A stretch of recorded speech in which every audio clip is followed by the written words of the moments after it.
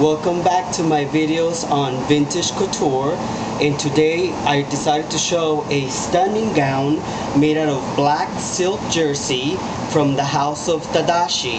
And I think that this might be one of their first gowns ever made in what appears to be the early 80s, when Joan Collins was basically the queen of American pop soap opera daytime, and times are changing.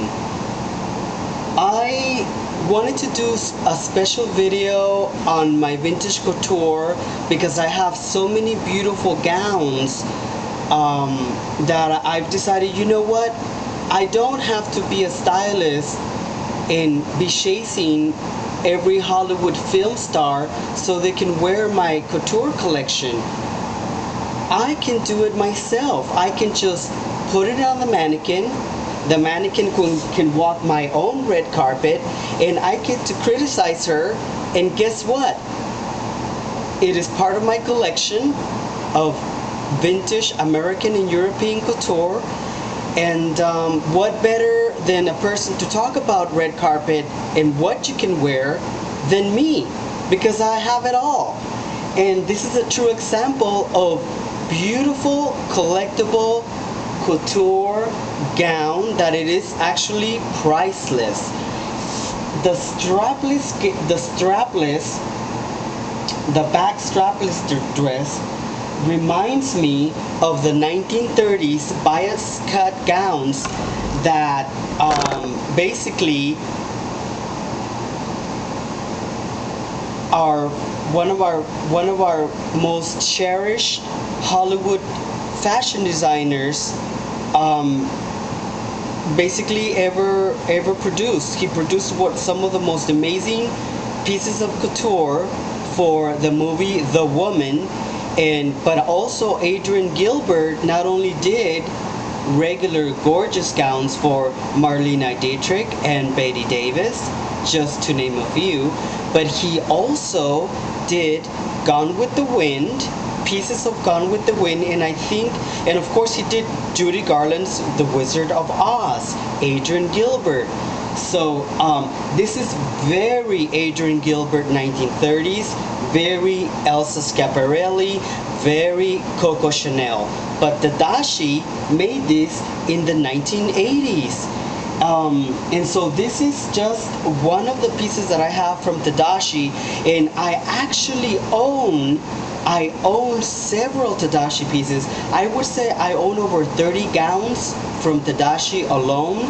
Every gown that I ever had that I have was made in the early 80s, and several of those Tadashi pieces were so gorgeous, and there was so much to talk about when I had them on display for the Old Globe Gala event. An article came on the newspaper where they said that Francisco Medavog displayed some of the Dynasty gowns worn by Joan Collins, because people confuse the clothes with what Norman Norell was doing for Dynasty. That I just don't want people to think that they were from Norman Norell. I have the original Tadashi pieces from probably the entire first collections of the first 5 years. And anyway, so I want to go around the mannequin and show you what a stunning gown this is, and then I'm going to show you with the camera what a astonishment of dress this is. And this is probably one of the most beautiful dresses that I have seen and that I have in my collection. So stay tuned. I want to rotate the dress. First of all, this is the back, but when you come into the red carpet, you wear this like this. You don't want people to see what's going on. Or this is meant as a hood as well. So you drape it over your face, and then you pin it and then that's it. Nobody can see anything. And then when you come into and sit down at the gala event, you drape it, you take it off, and then a piece of jewelry holds the back of the dress. I want to change over the mannequin now so you can experience what I have experienced collecting designer clothes for the past 20 years. This has to be one of the most beautiful dresses that Tadashi has ever made. And remember when I said that the fabric drapes as a hood, so when you come in, I mean, you're not Red Riding Hood anymore. I mean, this is like Red Riding Hood, not in the woods. This is Red Riding Hood coming into the Chinese theater, getting ready for her close-up. So, I mean, it's just stunning. And I want to show you